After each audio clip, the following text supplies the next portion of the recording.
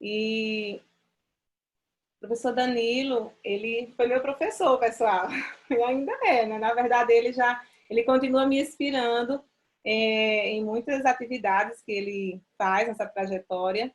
E hoje ele vai dar essa contribuição para a gente aqui, acerca do curso de psicologia, conversando com vocês. E desde já eu quero pedir para que os alunos possam se sentir bem à vontade, possam conversar, interagir. Quem não quiser falar no áudio, pode conversar aqui no bate-papo. Eu posso fazer a pergunta para o professor também, tá bom? Então, que você possa aproveitar bastante esse momento, tá certo? Fique à vontade, professor. O tempo é seu agora. Obrigado. Muito obrigado pelo convite, Renato. Muito feliz de encontrar você aqui, né? Ano passado eu estive no Objetivo com o pessoal do terceiro ano, nós conversamos sobre psicologia, sobre todas essas inovações e falando também, né, dos aspectos tecnológicos que estão envolvidos cada vez mais nas nossas vidas, né? Então, para hoje eu trouxe, né, um recorte da minha própria história, né, como vocês estão no processo de escolha, eu vou contar para vocês um pouco do meu percurso de uma forma bem resumida, né? Renata, é possível como é que eu faço aqui para apresentar o meu slide? Eu acho que eu já Eu consigo. acabei de colocar como co-anfitrião. Você pode Eu acho que eu vou. compartilhar. Tá, gente? Só um minutinho, tá? Compartilhar a tela aqui. É. Vocês estão vendo ainda não, né?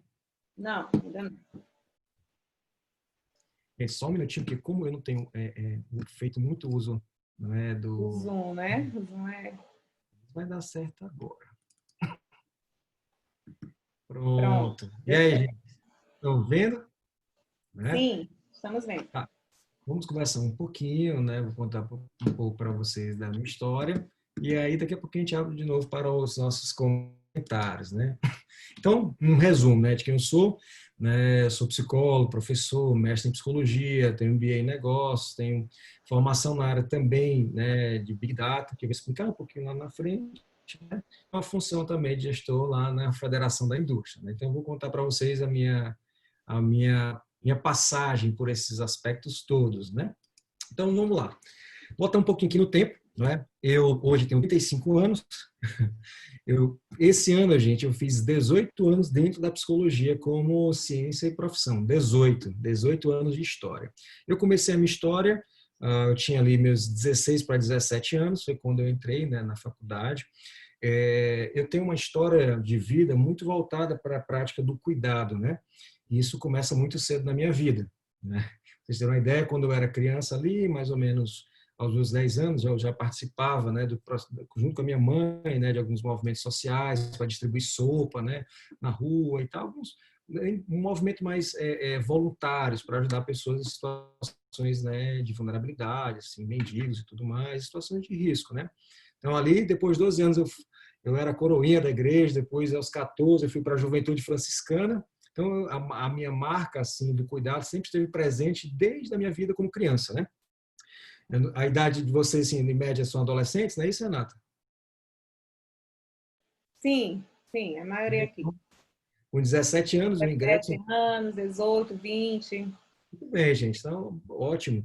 Então, ali com 17 anos, eu entro no curso de psicologia, né? Eu já tinha uma ideia de como estava gravado na minha história, isso era bem tímido ainda, né? Não era tão como eu tenho hoje, mas a ideia de cuidar, de ajudar pessoas já fazia parte, enfim, das minhas habilidades, bem como me diziam isso, né? Então, às vezes as pessoas falavam isso, olha, você combina e tudo mais, tá? Então isso começou a fazer parte de mim e das minhas escolhas, né?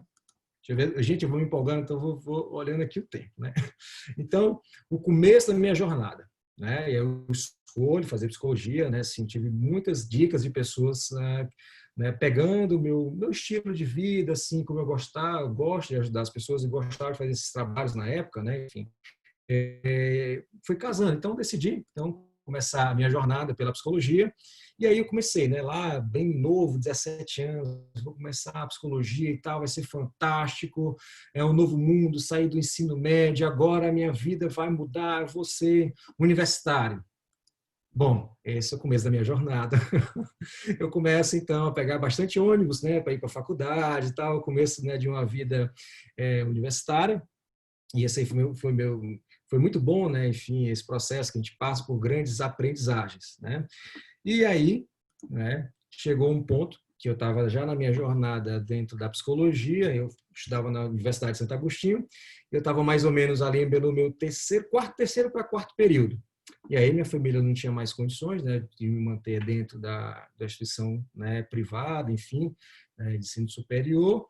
E aí eu me vi numa situação, gente, né, não tinha mais condições, eu estava com débito já na universidade, eu vinha estudando, eu era muito dedicado. E aí um dia, quando retornaram as aulas do semestre, porque a universidade era dividida por semestres, né? Vocês aqui na escola estão no processo anual, né? O primeiro ano, o segundo ano, o terceiro ano. A universidade é por semestre. Existem universidades que trabalham por ano, mas lá, né, se trabalhava por semestre. Na volta do semestre, meu nome não estava na portinha lá na lista. Aí um grande amigo meu, o Demetrio Félix, e um outro amigo que é o Joel, né? Eles não viram meu nome lá e tal, e aí me ligaram, eu expliquei. Aí eles começaram uma campanha chamada Danilo Esperança, onde cada pessoa tinha que dar R$ 1, né? Eles pediam R$ 1, eles foram de sala em sala, enfim, aí juntaram sacos de moedas e foram lá em casa e enfim, Danilo, cara, a gente vai resolver o problema. Cara, mas como é isso? Eu não vou ter condição. Não, você vai voltar, você vai tentar o FIES, né, porque o financiamento estudantil nós vamos conseguir, a gente vai lutar junto e vamos tentar. Beleza. Esse processo aconteceu, eu voltei para a universidade, não é? Eu consegui o FIES, o financiamento estudantil de 70%, então eu pagava muito pouco, né, na universidade, tal, então eu conseguia pagar com vários trabalhos que eu fazia, né, daqui a pouquinho eu explico eles. Isso aí, nessa idade, eu tinha mais ou menos uns 18 para 19 anos, gente. Então, logo muito cedo eu passei, né, por um processo bem marcante da minha história, né? E é bem interessante, né? Só para constar, gente, eu já quitei o FIES, né, depois de acho que uns 10 anos, assim, né? Mas são parcelas muito pequenas, né? Aí, beleza. Nesse processo todo que eu estava lá, eu entendi assim, cara, eu tenho uma grande oportunidade, né? Eu já vinha numa jornada e aí os meus amigos, né? Meus amigos que fizeram lá o Danilo Esperança, sabe? Eles conversaram comigo, eu era muito novo. E esses meus amigos eram mais velhos, né? O Joel, eu acho que já tinha os seus 40, o Demetrio devia ter os seus 20 e poucos, né? E eu tinha 18, 19. Cara, é a oportunidade da sua vida, né? Você não tem condições financeiras, sua família também, então é um processo de você se agarrar com unhas e dentes.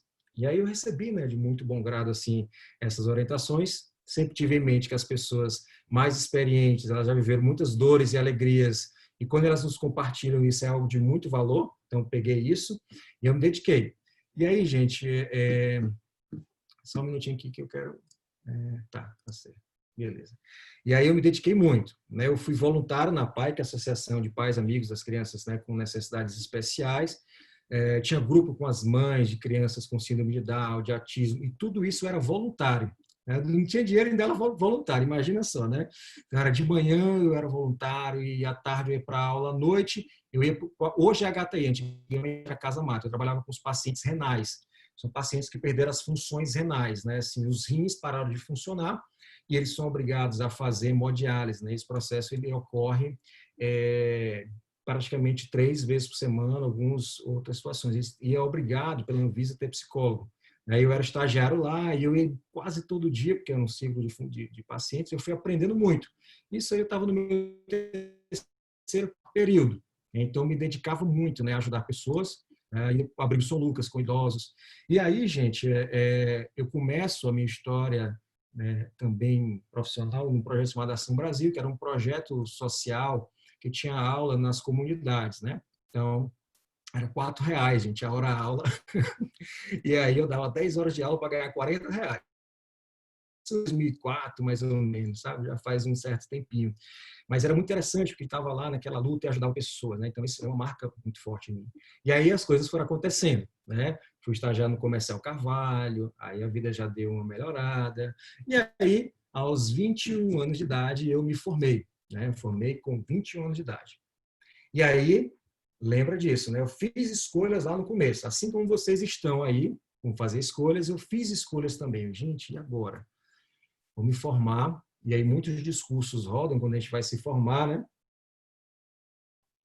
E agora, como é que eu vou sobreviver? Vou fazer o quê? Vou fazer, vou trabalhar, vou fazer especialização, fazer mestrado, fazer residência.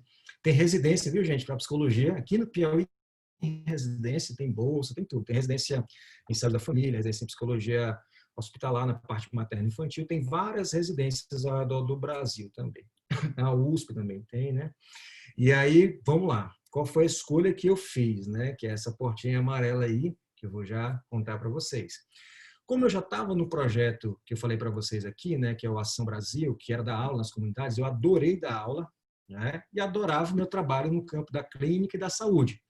Né. Na clínica da Santo Agostinho eu passei um ano, né, atendendo a partir da perspectiva da terapia cognitiva e comportamental, que é a linha que eu sou terapeuta, e mais ou menos ali era pelo 9º período eu decidi fazer o mestrado na Universidade Federal do Rio Grande do Norte. Aí meus amigos, cara, mas como é que tu vai fazer, cara? Como é que tu vai passar? Tu ainda nem terminou o curso. Eu digo assim, eu vou tentar, né? Eu vou lá. E aí, novamente, meus amigos, pô, beleza. E eu tinha pouco recurso, pouco dinheiro, mais uma vaquinha. Os meus amigos me ajudaram muito, né? Eu fizeram mais uma vaquinha e tudo mais e tal, porque eu tinha um dinheiro lá da Ação Brasil, que era pouco. E aí, só que eu tinha muito currículo. Eu tinha estágio de manhã e voluntário à noite, ou o contrário, eu estudava à tarde na faculdade. Então, meu dia era muito preenchido, eu sempre com muita experiência. Isso me deu crédito para fazer publicações e tudo mais e tal. Pois bem, gente, né, antes de terminar o curso, eu passei no mestrado em psicologia, é um dos mestrados bem mais difíceis do país, né, que é na Universidade Federal do Rio Grande do Norte. E eu passei com 21 anos de idade, né? E aí eu entrei, me mudei para o Rio Grande do Norte, onde eu fui trabalhar. Mas vejam só, né, gente? E agora eu vou para o Rio Grande do Norte, já sou formado, sou mestrando, né? Os mestrados têm bolsa de estudo, agora a vida vai melhorar, beleza e tal. E aí eu vou lá para o RU, né, da universidade. Eu morei na Casa do Estudante. Não sei se vocês já entraram na UFP aqui, tem a Casa do Estudante, né? Eu morei na Casa do Estudante. E a Casa do Estudante aqui, né, é muito similar, enfim, uma casa que é da universidade, mantida pelo governo federal. Então, tinha café da manhã, almoço, janta, eu morava dentro da universidade, literalmente, num projeto e tal. E aí, beleza. Não recebi bolsa no primeiro momento, tinha uma dificuldade no Ministério da Educação na época, mas logo depois eu fui recebendo. Contudo, aos meus 23 anos de idade, eu terminei o mestrado, dia 13 de março de 2009. Nesse momento, eu virei o mestre mais novo em psicologia do país. Aos 23 anos de idade, eu virei mestre em psicologia, né? Foi um processo assim bem muito instigante para mim, para minha família e para as pessoas de uma forma geral. E isso mudou a minha vida. Vejam só, né? Eu vivia num processo de muita luta ali. E isso foi uma escolha. Eu escolhi fazer isso porque eu, logicamente, né, assim, eu era muito novo, então não tinha família constituída nem nada, então eu podia fazer isso, né? Assim, eu tinha que me manter e estudar. Eu me dedicava muito, eu estudava muito, muito, muito mesmo, né? E aí terminei aos 23 anos e, né, como falei para vocês, né, aí fui trabalhar. Assim que eu terminei o mestrado, eu passei na seleção de professores da Universidade de Potiguar. Gente, a partir daí a minha vida mudou completamente de rumo. E aí eu era um professor muito novo, já uma vez assim, né? É muito interessante que eu tinha a idade de muitos alunos, né? Muitas vezes da faculdade. Eu comecei minha jornada aos 23 anos na Universidade de Potiguar e eu trabalhava muito. Então eu sempre tive essa marca comigo. Eu fui trabalhar muito, aí financeiramente a minha vida abriu milhões de portas, a universidade, uma grana super legal, consultório começou a aparecer e as coisas mudaram da água para o vinho e foi muito transformador. Foi estudar foi o que transformou a minha vida, de sair de uma condição, né, onde eu era ali muito pobre, né, assim, e tá tudo bem a gente falar isso, né, a gente tem que falar com muita honra da própria história, né, e foi uma luta, né, muito árdua. Eu cheguei a pé muitas vezes para Santo Agostinho, lá do Emílio Falcão, onde eu morava, para lá, né, e aí onde é que eu já estava, né, alguns 7 anos depois do começo lá da minha jornada, né, e aí foi muito bacana. Então, eu comecei a trabalhar muito, muito, muito, muito, e logo depois eu fui convidado para ser diretor do curso. Aos 24 anos, 25 anos, eu era diretor do curso, da Universidade de Potiguar, que era era minha reitora, uma grande amiga até hoje, né? Aqui é a pró-reitora, outros professores, aqui é uma líder de turma. A universidade acabou sendo comprada por um grupo internacional. Uma das pessoas que comandava o grupo internacional comprou é o Bill Clinton, ex-presidente, né, dos Estados Unidos, e aí começa um processo de investimentos internacionais e tal, de ampliação da universidade, assim como algumas universidades que foram compradas.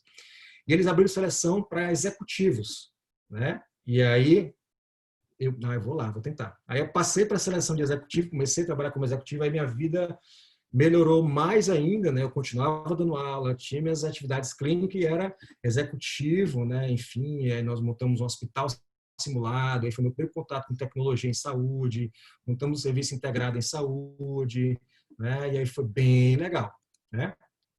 O Bill Clinton foi lá em Natal, e aí eu fui um dos poucos selecionados para encontrar com ele, enfim, né, a ideia das lideranças jovens, aí ele foi explicar sobre o mercado, sobre uma série de coisas, essa foto é lá, inclusive, né? Gente, eu começo até a me lembrar de tanta coisa aqui conversando com vocês, né, do que eu vivi, né, do que a educação ela pôde transformar a minha vida, sabe, gente? Então, né, vocês que estão aí, sabe, agarre a oportunidade, é para cima mesmo, né? Porque muda a vida da gente, né? Beleza. E aí novas escolhas elas aparecem, né? Como sempre na vida da gente. A vida da gente é cheia de movimentos que a gente precisa escolher, tal qual vocês estão agora, né? E aí vou fazer mais escolhas. E aí eu escolhi voltar para o Piauí, né? Eu escolhi para o Piauí, eu monto empresa aqui também, venho trabalhar e tal. E acaba, né, muitas coisas legais acontecendo. Fui para Santo Agostinho e aí, né, Renata, aí eu fui convidado para dar aula. E em certo momento fui coroado, né, assim, pelos alunos como paraninfo da turma, né, tive uma turma com meu nome, a turma Danilo Camuri. Uma alegria gigantesca, né, ter isso, né, e impactante. E inimaginável lá no começo da minha jornada, lá onde eu estava no ensino médio, assim como vocês estão, né?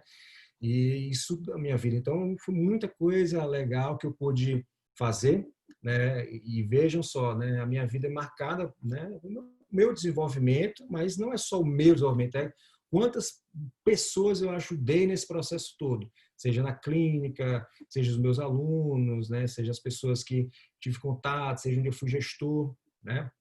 Também já tive na gestão do combate às drogas do estado do Piauí, em vários lugares eu trabalhei, eu me dediquei, eu ajudei as pessoas, né? Então, é uma marca muito forte, né, esse processo. E aí, tem tempo ainda, Renato, para falar mais um pouquinho? Fique à vontade. Eu lhe deixo uma mensagem, qualquer coisa, viu? Quando estiver mais próximo assim, de terminar. Tá Vou bom? terminar, pronto, vou terminar a minha saga aqui, a minha jornada, e vou falar algumas outras coisas. E aí, mais recentemente, lá para 2015, 2016, né, fui participar de 2017, né, de um evento, né, de tecnologia, não é, que me convidaram para fazer uma palestra. Eu fui palestrar nesse evento chamado Campus Party, não sei se vocês conhecem, um dos maiores eventos, né, de tecnologia, cultura geek, né, enfim, de ciência, tem muita ciência, de ciência de todas as áreas, né? E foi bem legal, foi uma experiência muito bacana. E aí eu fui, né, encontrei esse cara aqui, que é o Capra, ele é um cientista, né? E ele disse que era possível a gente entender o comportamento humano através de tecnologia. E aí eu fui estudar com ele. O Capra ele trabalhou para o Banco Mundial, ele é consultor da Casa Branca nos Estados Unidos, ele é do Barcelona Futebol Clube e tal. Ele é um grande cientista que usa tecnologia para analisar comportamento humano.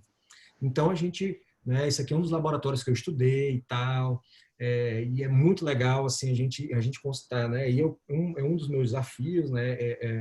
Que eu penso, né? Por exemplo, né? É possível hoje a gente identificar comportamentos de pessoas que têm tendências ou comportamentos que indicam possibilidade de suicídio através das postagens no Twitter. Já existe estudo sobre isso, existe um algoritmo, né, que está sendo desenvolvido, né, eu já vi isso, como é que funciona, existe tecnologia para isso. Então, estou começando a estudar como algumas tecnologias modernas podem nos ajudar a salvar vidas humanas. Gente, eu estou resumindo aqui 18 anos de história, viu, gente, para vocês, tá? Aqui meu contato com um robô, que é um robô que é utilizado na terapia de crianças autistas, é o Nau, é um robô francês com tecnologia da IBM, né? Muito legal. Eu gosto de estudar como a tecnologia ela pode nos ajudar. Eu acho que ela vai ser cada vez mais presente, né? Então, a palestra que eu fiz ano passado foi explicando esses aspectos. Depois a gente pode combinar uma outra, tá? E na psicologia clínica, é onde eu me debruço bastante, né, nas minhas atividades como terapeuta cognitivo comportamental, que é uma linha, né, que analisa a forma como a gente pensa, né, as nossas emoções, nosso comportamento, né, onde estuda como nós tomamos decisões, aquilo que nos impacta, os sofrimentos também, né, e gosto da neurociência que nos ajuda também. Então, o meu caminho, né, na psicologia, né, como vocês puderam ver, né, ela traz uma marca do cuidado. Então, a psicologia ela tem um ponto do cuidado muito forte. E ela se utiliza de um arcabouço técnico, metodológico e científico para fazer isso. Quando a gente fala do cuidado nesse sentido, nós estamos falando de utilização de pesquisas, né, que foram feitas com seres humanos, que vão nos dando respaldo, né, do que é interessante, do que já deu certo. Né? Por exemplo, tem estudos que eles fizeram com pessoas com depressão, que só a aplicação da terapia cognitivo-comportamental, por exemplo, né, uma terapia, por exemplo, ela tem o mesmo resultado da pessoa apenas tomando a medicação. Né? Então, fazer terapia tem efeitos clínicos comprovados, tal como o uso da medicação para depressão leve, entendeu? Aí tem estudos da combinação desses dois elementos, né? Tem só isolado, para ansiedade. Então, tem vários estudos clínicos, né, para questões como essa. Bom, esse é o meu caminho, né? Nas redes sociais, vocês podem achar a partir de @Danilo Camuri. Lá tem muito material que eu coloco, que eu disponibilizo também. Mas falando um pouco mais da própria psicologia, vamos colocar assim, ela não tem somente esses ramos que eu coloquei para vocês. A psicologia ela apresenta muitos outros ramos. Que outros ramos são esses que a psicologia apresenta? Ela apresenta o ramo da psicologia educacional escolar, que é o que a Renata, né, ela trabalha dentro do objetivo da escola, com todos esses aspectos que envolvem também, muitas vezes, acolher vocês, né, nas suas demandas, no sofrimento, mas também de projetos políticos pedagógicos, né, da escola, né, do processo educacional.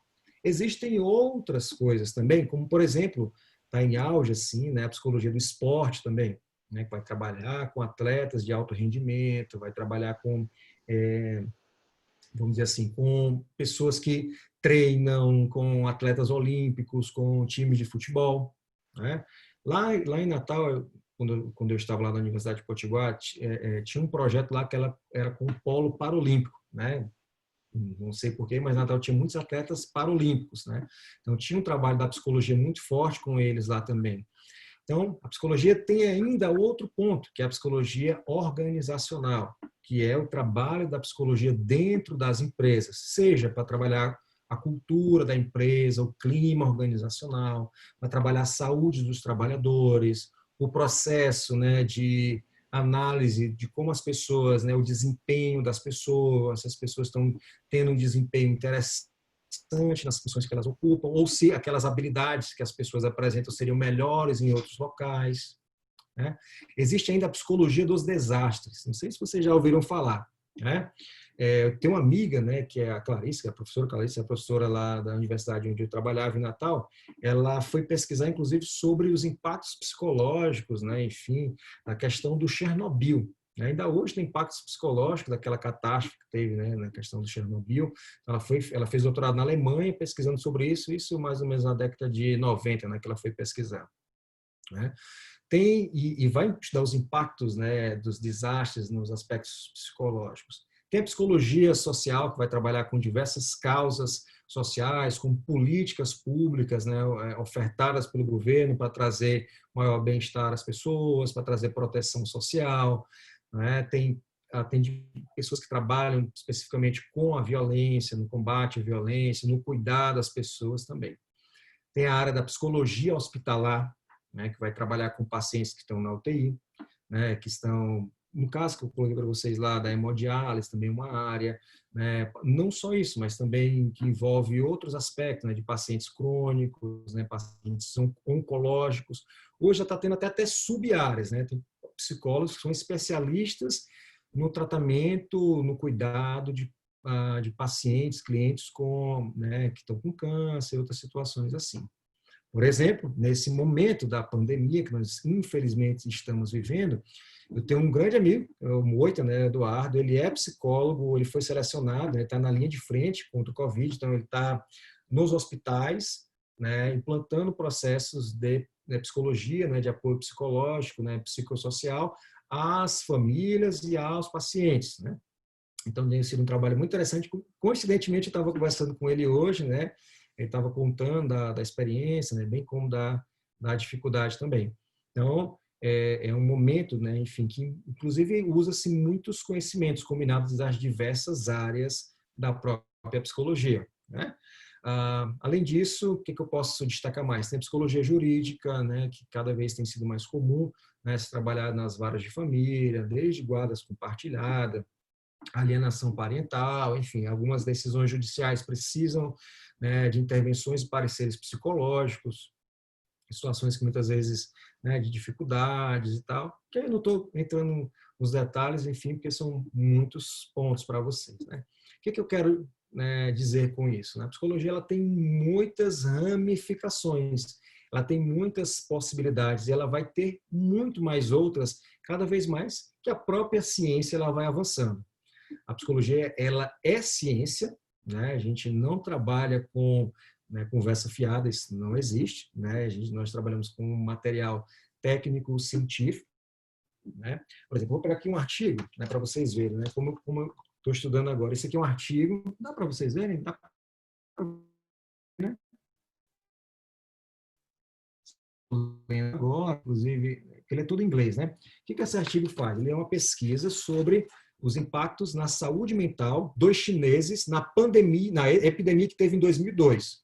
A gente está no SARS-CoV-2, né? Teve o SARS-CoV-1, que foi em 2002, na China. Então, a gente está, né, tem vários estudos e pesquisas feitas na época que estão sendo atualizados, comparados com outros dados para ver como isso impacta na saúde mental das pessoas, né? Então, a psicologia ela é ciência, ela se utiliza dos aspectos da ciência, da metodologia científica para produzir ciência, para produzir técnicas, para produzir intervenções, para testar, né?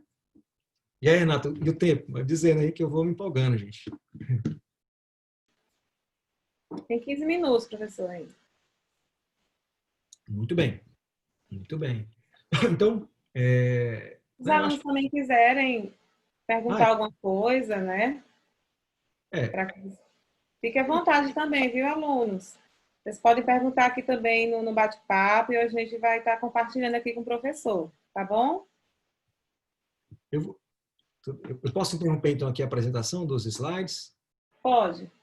Pronto, aqui não interromper. Pronto. Compartilhar. E aí, gente, vamos às dúvidas de vocês, né? Assim, então, eu vou aqui no bate-papo. Ah, tá. Beleza. Bom, como é que é a minha rotina, né? Vou contar um pouquinho para vocês aqui, já que não tem nenhuma pergunta. Então, eu trabalho na clínica. A minha clínica que eu atendo é bem pertinho aí do objetivo, né? Vocês estão na Rua das Orquídeas, né? O colégio de vocês, né? Na minha rua, a Tulipas, bem pertinho ali, né? Bem interessante, né? Então, eu tenho uma rotina, né, de atendimentos. Eu dei aula durante 10 anos na graduação. Atualmente não estou na graduação, estou só na pós-graduação, né, que é durante os finais de semana, enfim, que acontece a cada 2 meses, mais ou menos, é quando isso ocorre. Tenho uma dedicação maior à clínica, tenho uma função de gestão na Federação das Indústrias, né, onde a gente está, né, como a gente está no processo de muitas transformações, vocês devem estar acompanhando, né, de muitas inovações, muita introdução de aspectos novos nas indústrias, nas empresas, isso gera impacto nas pessoas. Então, a gente faz um trabalho, né, nesse sentido. Adoro conversar, dar aula, né, tenho feito muitas lives atualmente, né, para ajudar as pessoas. Tá na construção aí a minha plataforma, né, tá em construção, né, com ter cursos, né, cursos não só para psicólogos, mas cursos para todo mundo, né? Para toda a comunidade, enfim, todas as pessoas, né? Vamos Tem uma lá. pergunta aqui, né? A Marciele. Qual a sua maior dificuldade durante Então, o curso? tá, tem duas perguntas aqui. Uma chegou reservada, aí eu vou Certo. deixar reservado aqui o nome da pessoa também, tá? E vou falar a outra também. Qual foi a minha maior dificuldade no curso? Gente, a minha maior dificuldade, ela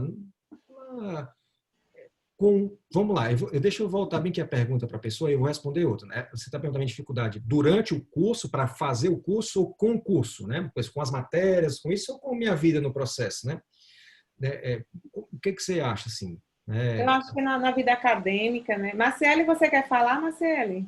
Fica à vontade também, se quiser ligar o áudio. A gente trocar uma ideia. Perguntar. É acadêmica que eu quero saber. Ah, tá, acadêmica, né? Isso. Então, das minhas dificuldades, assim, acadêmicas, eu tive umas disciplinas muito duras, né? Assim, muito difíceis, né? Bem difíceis, né? Estatística, assim, no começo lá foi bem duro. A gente paga estatística, a gente paga anatomia, né? Neuroanatomia. Essas disciplinas, elas foram mais duras para mim, né? Então, tive isso. Eu comecei o curso muito novo, então o curso me exigiu amadurecer muito, né? Amadurecemos muito. Você imagina lá que eu tinha 18, 19 anos, eu escutava, né, enfim, relatos muito duros, de vidas muito duras. Você imagina que eu tinha lá 18 anos, 19, tinha relatos de pais, mães, enfim, de situações de muita dificuldade com seus filhos, né, de pessoas que estavam hospitalizados, enfim. Então, esse processo de receber umas demandas, eu não estou falando as demandas para vocês porque são coisas, às vezes, são duras, né? Assim, e aí, quem decide embarcar, vocês vão ver, né, o que acontece, né? Porque, olha só, na psicologia, muita gente recebe conteúdos para trabalhar com as pessoas tecnicamente, que as pessoas não expõem isso publicamente. A gente trabalha com muitos aspectos da vida privada, das dores, né, das dificuldades, de tudo, né, que nos aperta como seres humanos. Então, aquilo ali tinha hora que eu não, cara, eu tive que amadurecer muito. Isso me exigiu muito, né, de amadurecimento. Mas isso acontece, os professores vão te orientando, né, você vai tendo amigos, você vai conversando, você tem os apoios, você tem os supervisores de estágio que eles vão te colocando situações, né? Por exemplo, você está numa situação e a pessoa diz assim, não, doutor, eu vou fazer isso com a minha vida hoje, vai ser agora, me diga o que eu faço porque eu vou fazer isso agora. Eu não quero mais a minha vida, papo. E aí, entendeu? É na hora. E aí, né, algumas coisas você já vai tendo experiência, como dos projetos que eu já vinha, mas tem uma hora que você tem que raciocinar rápido, pensar nos livros, nas intervenções.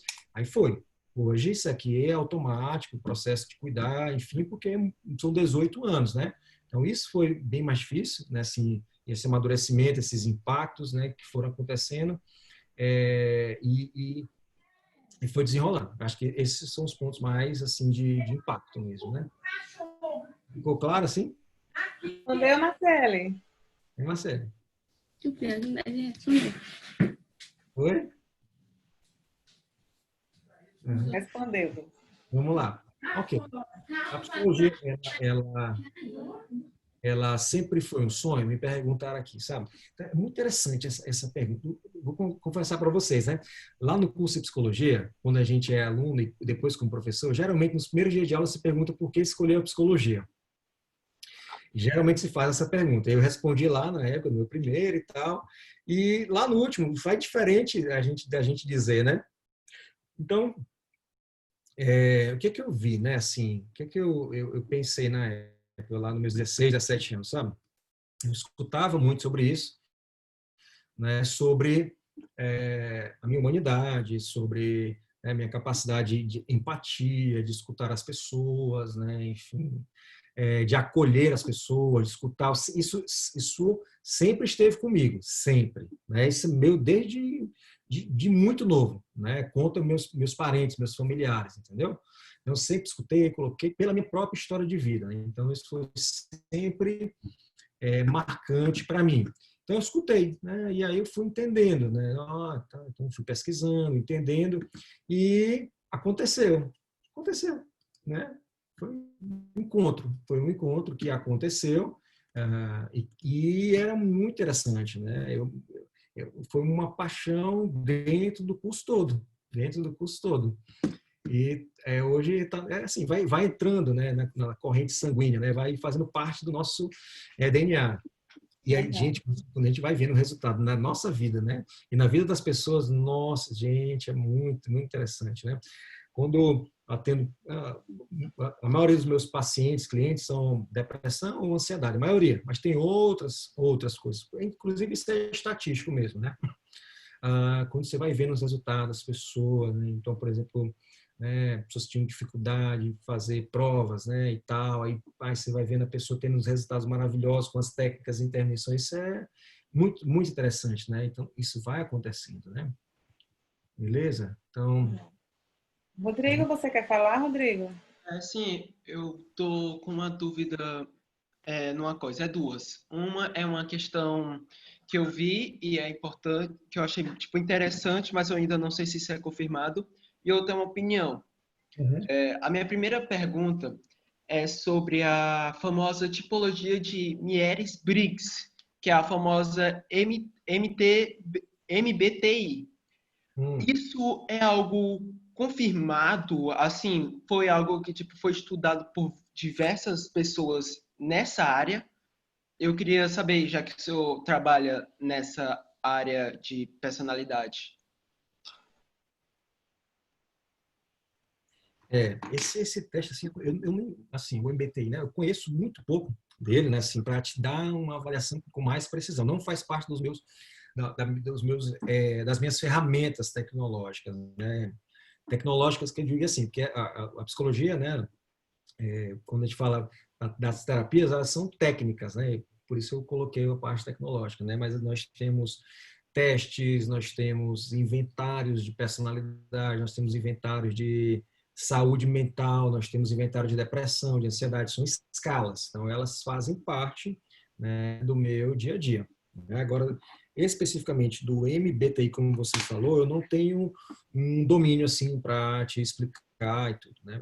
Inclusive, é um ponto bem interessante, né? Porque a psicologia ela tem muitas vertentes e ferramentas, né, que podem ajudar. Muitas vezes nós não trabalhamos com todas. Na maioria das vezes nós não trabalhamos com todas, porque são muitas. Né? Por exemplo, a ferramenta que eu trabalho, ela é uma, mas existe a psicanálise, existe a gestalt terapia, existe a terapia centrada na pessoa, existem outras correntes, né, e formas metodológicas de se trabalhar na clínica. Além disso, tem um campo, né, que é o campo da avaliação psicológica. Né? A avaliação psicológica, né, é algo, por exemplo, que eu não trabalho, mas eu tenho amigos que trabalham, né, que tem, por exemplo, clínica que fazem as avaliações para porte de arma, avaliação para carteira de motorista e tudo mais e tal.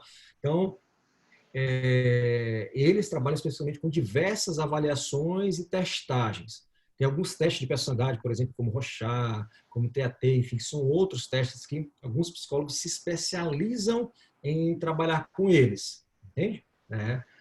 No meu rol de técnicas, enfim, de instrumentais, né, de trabalho, eu não trabalho especificamente com o MBT para te dizer exatamente, né? Tem outros, né, enfim, outras técnicas também que eu não trabalho, mas aí cada profissional ele vai escolhendo um, né? Vocês que tinham opinião também, né? Mas desculpa, mas agora, antes de eu entrar para a minha outra pergunta, uma coisa que eu percebi que eu achei interessante que o senhor falou foi a questão da psicanálise. Existe um trabalho na qual eu já até participei, chama-se MDR, que é o trabalho para questões traumáticas e assim lidar com coisas. Isso faz Isso. parte dessa questão que o senhor retratou com a questão da personalidade, o MDR, que trata sobre o tratamento de traumas e etc. Não, eu tenho grandes amigos que trabalham com MDR, né?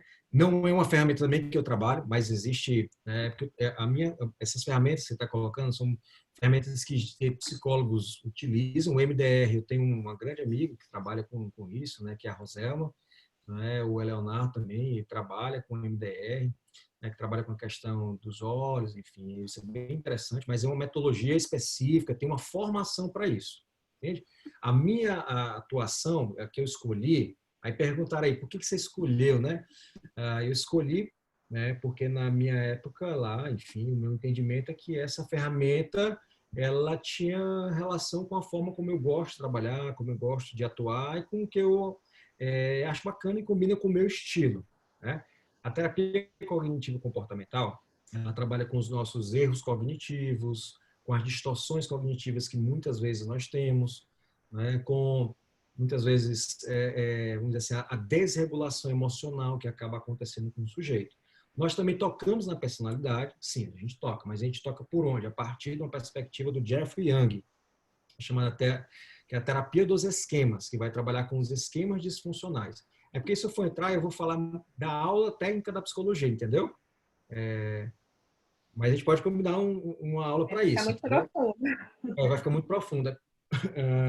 Vamos lá, deixa eu só explicar bem aqui. Deixa eu pegar aqui um negócio aqui para explicar. Que como eu estou sem... se tivesse um quadro, eu até escrevia para vocês também. Então.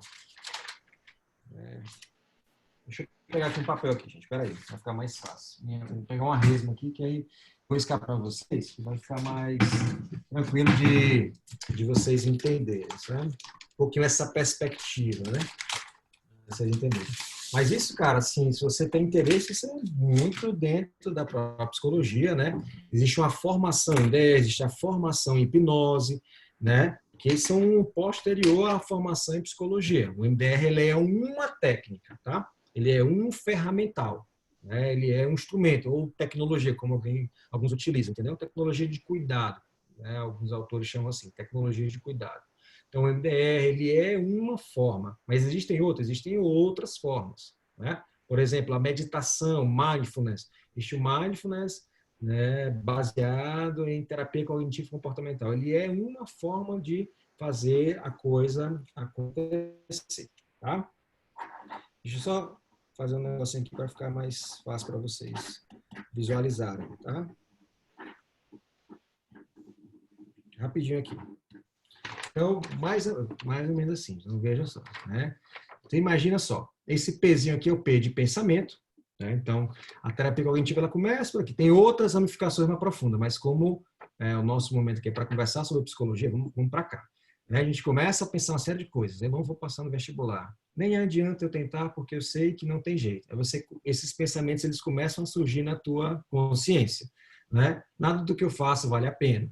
Esses pensamentos, eles produzem respostas. Que respostas são essas? Respostas emocionais, respostas comportamentais e respostas fisiológicas. Que respostas emocionais são essas? Medo, raiva, tristeza, alegria, angústia, vergonha, culpa. Esse conjunto de pensamentos que começam a vir na sua cabeça todo dia, porque nós pensamos o dia todo, né? E dormindo também. Aí tem um estudo sobre isso, né? Então, a gente começa a ver uma série de pensamentos, né? E esses pensamentos geram emoções. Quando você começa a pensar, não tem jeito, eu não vou ter futuro, eu nunca vou passar, isso te gera uma tristeza. E gera muitas vezes comportamento. Você fecha o livro, sai, vai ver Netflix, né? Você tomou uma decisão. E às vezes gera respostas fisiológicas, né? Alguns têm respostas de tremores, outros de respirar muito ofegante, né? Taquicardia, que é o coração batendo rápido. Gente, tem relatos nos hospitais de pessoas que vão 8 vezes, 10 vezes no hospital achando que estão tendo uma parada cardíaca e é só ansiedade. São os pensamentos, né, de que catástrofes irão acontecer. Entende? Então, dentro da terapia que eu trabalho, a gente vai trabalhar com essa forma como as pessoas elas interpretam, bem como elas regulam as suas emoções. Aí a gente começa a trabalhar com isso. Os sofrimentos eles se baseiam, né, bem resumidamente, né, assim, né, muito pela forma como a gente se relaciona, como a gente enxerga, como a gente pensa, né, sobre a gente mesmo, sobre os outros, sobre o mundo, né? E lógico, isso que eu estou trazendo, ele é uma forma de visualizar como as coisas elas acontecem, né? Isso, gente, isso que eu estou resumindo para vocês é uma cadeira que eu dava na Santo Agostinho, onde eram 108 horas de aula. Eu estou resumindo 108 horas, que já é um resumo de 300 e poucas horas de uma pós, que já é o resumo, entendeu? Então, estou trazendo só um pouquinho. Eu estou trazendo uma gota do oceano, que é a psicologia, para vocês, tá? Vamos lá, gente, vamos falar, você tem mais 5 minutos. Tem mais alguma pergunta para você, professor, aí? Minha última, eu juro. Ah. Desculpa, porque eu realmente me interesso nessa área e eu Ótimo, tento Rodrigo, explorar um muito pouco mais. bem. Mas, ultimamente, com a questão da tecnologia e como que o pensamento humano está sendo formado, eu percebo que muitas pessoas elas começam a julgar e dar ideias, mesmo tendo uma certa profissionalidade. E isso me fez questionar algo, às vezes, porque às vezes dava certo e às vezes não dava certo. Então vem a minha pergunta e é algo que entrou em conflito com minha mente. É possível todos nós sermos um psicólogo? Todos nós sermos um psicólogo? Vamos lá, tudo bem. Adorei a pergunta, não é? E inclusive outra aqui, ó. A outra que eu reservar também, quais são, na sua opinião, as principais características que um deve ter para escolher a psicologia? Né? Então vamos lá, né? Vamos responder. Todos nós, né, temos potencialidade para desenvolver muitas e muitas e muitas ações, e muitas profissões e muitos trabalhos. O que é que eu tenho que observar, gente? Eu tenho que observar as minhas habilidades, as minhas circunstâncias, os meus desejos e o cenário que vem acontecendo, né? Então, quando eu entendo que eu tenho habilidades que me proporcionam, né, cuidado, porque a psicologia ela tem um toque do cuidado em muitas coisas. Ela não é que todo psicólogo vá para a clínica e vá fazer esse processo que eu estou falando para vocês, mas ele é um processo basilar da nossa categoria profissional. Todas as pessoas têm potencial, são potencialmente candidatas e podem ser excelentes psicólogos maravilhosos. Isso vai depender muito do seu trânsito ao longo do curso de psicologia e o quanto você se propõe aquilo, né? O quanto você se propõe a se desenvolver como um profissional psicólogo. Esse é um grande ponto, né, da sua entrega nesse processo. Das características, né, nós trabalhamos muito com pessoas. Né, poucos psicólogos trabalham tem os trabalhos burocráticos, tem os psicólogos que trabalham, por exemplo, na gestão. Tem psicólogo, tem uma grande amiga, né, que trabalha na gestão da Fundação Municipal de Saúde Teresina. Tem vários. Né, são escolhas também que vão acontecendo.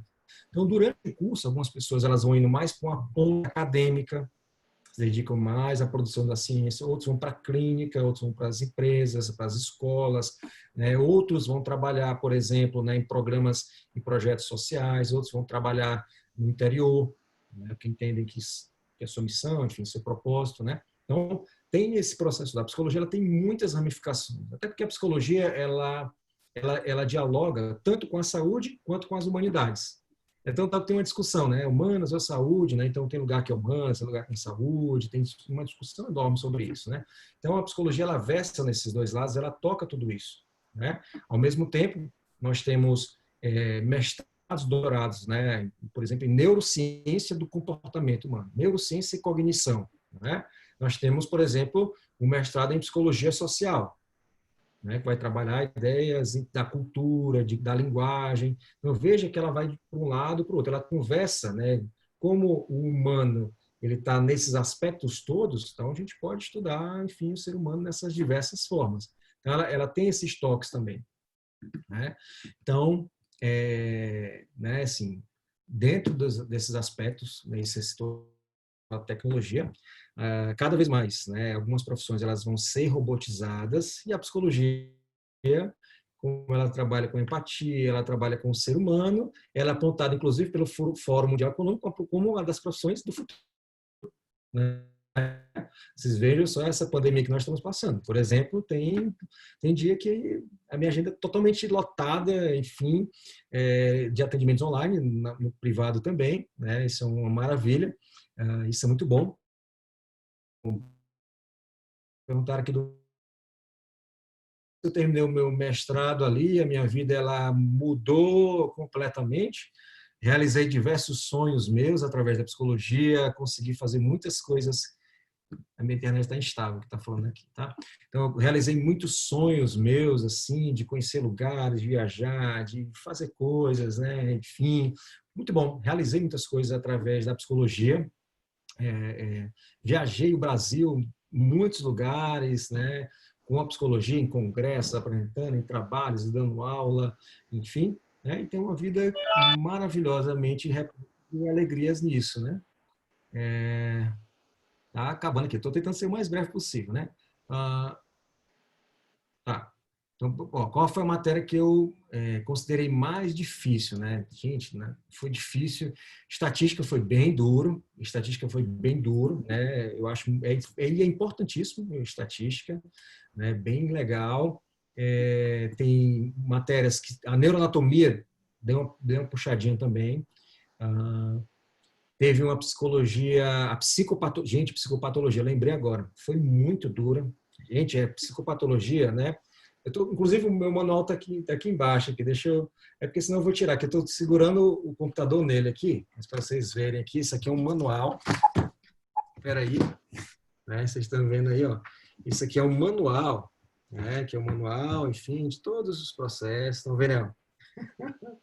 Gente, isso aqui são um manual de todos os processos de adoecimento, sofrimento, enfim.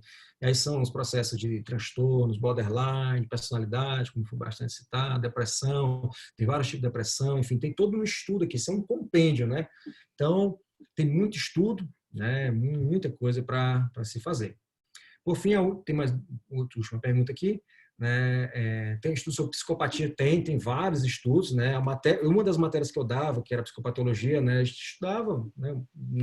Não é uma matéria só sobre isso, mas a gente tocou um ponto. Né? Os psicopatas, tecnicamente, são conhecidos como transtorno de personalidade antissocial. Por que antissocial? Porque eles vão em desencontro com as normas socialmente estabelecidas. Aí tem todos os estudos que mapeiam isso. Além de estudos comportamentais, tem estudos neurocientíficos, então os psicólogos, enfim, com outros pesquisadores já mapearam vários traços biológicos desse processo, enfim, tem estudos genéticos hereditários, estudos ambientais, estudos com gêmeos univitelinos, né, gêmeos não idênticos, acontece, gêmeos que foram adotados por famílias diferentes. Então, gente, tem muito estudo. A psicologia ela é ciência, entende? Então, tem muito estudo envolvido, né? Lógico que muitas vezes, quando a gente vai conversar com vocês ou com um grande público, quem não está na academia, a gente precisa traduzir isso. Traduzir, né? Então, você traduzir. Então, em vez de falar, né, no lobo temporal, vai sendo processado isso, aquilo, eu vou trazer de uma forma mais palatável, entende? Bom, aí estão agradecendo pela live. Pronto? Fez a... É porque eu tô, Finalizou aí a pergunta? eu não sei se é para ler um agradecimento aqui, né? Estou muito feliz com o É? agradecimento. Ai, Muito que obrigado legal. pela live. Leia. Muito obrigado pela live, muito obrigado pelo trabalho maravilhoso.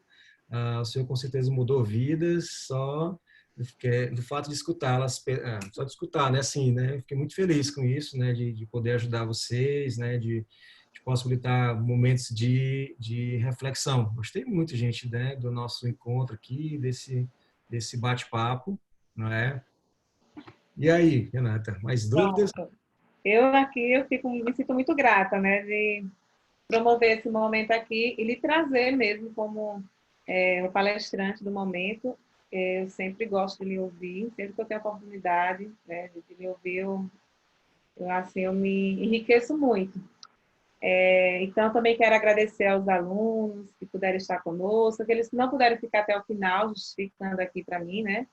E também agradecendo a sua disponibilidade, professor, porque eu sei que você é muito ocupado, sua agenda também, realmente, eu acredito que deve estar bem, bem, como é que eu posso dizer?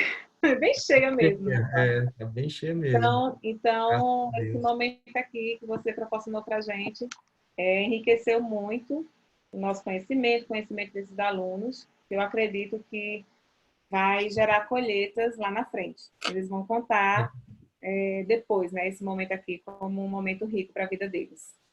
Viu, Bem, professor? gente, muito bem. Se pudesse deixar mais um recado, assim, né? Eu contei a minha história, assim, sabe? Eu conto, eu acho que é a terceira ou quarta vez que eu conto ela, assim. Eu comecei a contar mais do ano passado, eu não contava, assim, sabe? Porque eu entendia que era só a vida acontecendo, algumas pessoas pediam para eu contar, e aí hoje eu vou conversar, eu vou começar no objetivo contando essa história, né? E tem um detalhe, eu fui feliz esse processo todinho, gente. Muitas vezes eu ia caminhando e eu estava muito feliz. Gente, eu já fui caminhando, não sei se vocês sabem a distância, do Emílio Falcão, perto da Maternidade Evangelina Rosa, lá para Santo Agostinho, que fica ali na Volta Alencar. Eu ia lendo, eu achava o máximo. Tinha dia que eu comprava o lanche, a coxinha ali, a coisa, eu comprava o texto. Graças a Deus, eu sempre escolhi os textos em si, foram, né?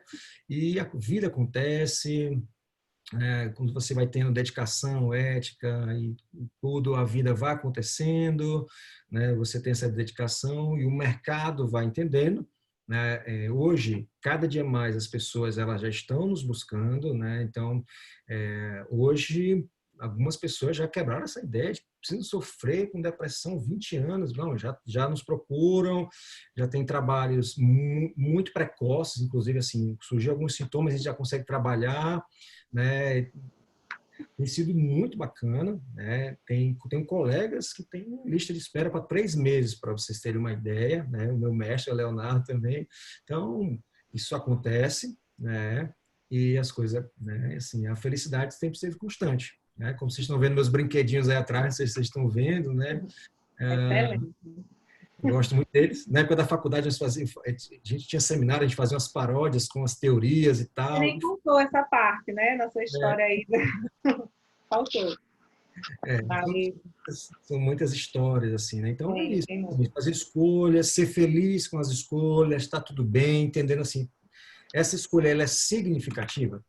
Gente, eu vou me empolgando. Tem dois tipos de escolha. Tem a escolha conveniente e as escolhas significativas. Tem várias, eu vou trazer só essas duas. O que são escolhas convenientes? Tipo assim, olha, eu não quero entrar em atrito com ninguém. Eu estou doido para fazer isso aqui, mas eu não quero entrar em atrito, eu vou fazer o que estão dizendo para eu fazer, né? Eu não estou me analisando.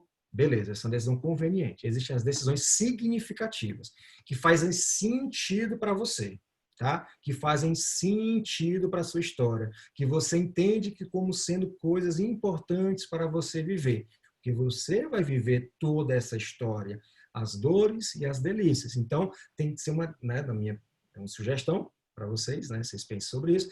Uma adesão significativa. Nossa, essa decisão ela faz sentido comigo, ela faz sentido. Então, eu vou enfrentá-la, eu vou agarrar isso, eu vou fazer esse processo, mesmo que muitas vezes algumas pessoas não concordem, né? Algumas pessoas não concordaram com a minha escolha pela psicologia, vários primos meus, né? Essa parte tinha para a área A, B, C, não, cara, mas isso é significativo para você, né? Não é significativo para mim. Então, a conveniência, muitas vezes, elas nos levam, né, assim, um processo que a primeiro momento é bacana, é suave, mas depois vem uma ressaca do mar, né? Lembra da ressaca do mar? Ela vem, né, te pega, mas, né, as significativas, elas fazem sentido na sua história, faz sentido, inclusive, para fazer, muitas vezes, um processo que cansa, enfim, tudo.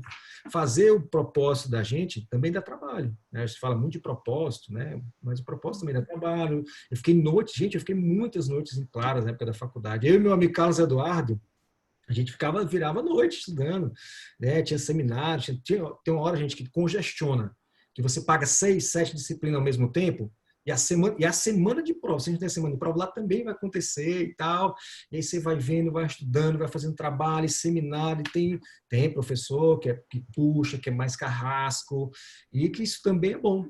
Tudo é bom, né? Eu gostei de viver muitas coisas assim, né? Faz parte, né, da nossa vida, Faz parte. da construção de vida. Então, professor, a gente quer finalizar aqui. Mais uma vez, muito obrigada. Nada, gente. Quero ressaltar aqui para os alunos que vamos disponibilizar o link para vocês, tá bom? Assim que eu tiver o link, eu também lhe envio, viu, professor? Fica gravado, né? É gravado, aí eu vou lhe enviar. Tá Eu bom. vou confirmar com a escola se eles vão colocar no YouTube. Aí, se colocar, eu lhe confirmo, tá bom? Tá bom. Tá bom, gente. Muitíssimo obrigado. Estou à disposição. Tá bom. Obrigada, professor. Obrigada, Juliana, Ana, Vitória, os demais, né, que não dá para contar aqui, que não ficaram até o final. Gente, valeu, viu? Semana que vem a gente está de volta aqui com relações internacionais. Vocês também vão gostar. Tchau, Bem, professor. excelente também. Tchau, Bem tchau. interessante. Tchau.